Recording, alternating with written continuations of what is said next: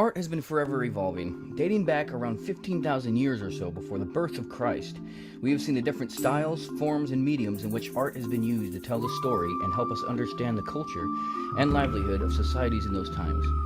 Wall art, such as cave paintings, have always been a popular source for different types of artwork, and even today we see many different styles and mediums across the globe. Believed to be born on the streets of Bristol in 1974, a new enigmatic artist known only as Banksy became world-renowned once his thought-provoking works of art began to make a stir throughout the land. His use of stencils and comedic poke at politics, war, and ways in which our culture is figuratively in self-destruct mode has made him a household name in many different countries. Gorilla in a Pink Mask, which he painted around 2001, is a great example of the type of street art that Banksy is most known for. Unfortunately, according to a post in artlistings.com, one of Banksy's first works of art was unknowingly covered up by Syed Ahmed, which he later apologized for, stating, "I thought it was worthless, I didn't know it was valuable, that's why I painted over it." It's a great example of the type of satirical style and use of stencils he uses to create his works. His offset, contrasting color usage from black to pink is another example of his choice of style in getting a certain sort of emotional impact that has become iconic of the artist. Having a love for controversy as well as his hatred towards the government views on graffiti, his Man Hanging from a Window piece shows a humoristic approach towards infidelity and as we the outsiders view certain acts.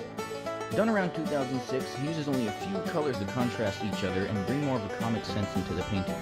At NigelPerry.com, the writer describes Banksy's artwork as taking normally mundane, happy or iconic images and twisting them in a way to reveal to the audience that we are just in a rat race. In 2005, Banksy traveled to Israel's West Bank and took the opportunity to do what he does best. These two images of the lone child and his bucket and the two children playing in a world where the grass looks greener on the other side is an example of the theme used by Banksy throughout the wall.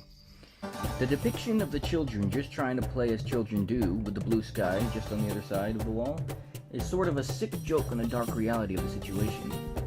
In a way, it shows how it's children of men who cause wars and segregate people from one another. It's these children that still manage to maintain their innocence in a world around them gone mad. Probably one of his most infamous pieces is that of his cover-up of the street legend known as Robo in Camden, United Kingdom.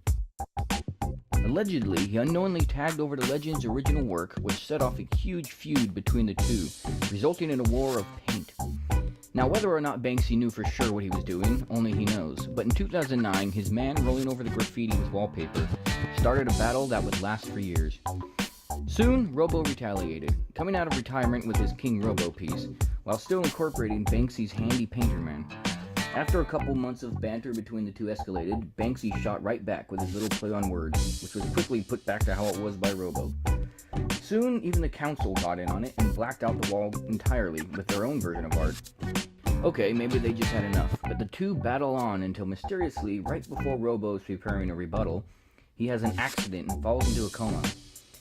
As a tribute to the legend in 2011, Banksy finally puts up the last piece, although nowhere near as good as the original, and it is a statement to his silly feud ending sadly.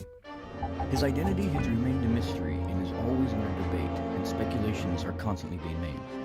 One theory, according to an online article at goldwoody.com, is that Banksy is believed to be the guise of fellow artist and painter Damien Hirst, a man who has been thought to have collaborated with Banksy on a few of his projects. Whether or not this is true is hard to say. There have been many others in the past who are thought to be Banksy, and there is still no concrete proof. He travels from country to country, leaving his mark and inspiring artists from all over the world. He lives by his own rules, and whether you love him or hate him, he is an artist.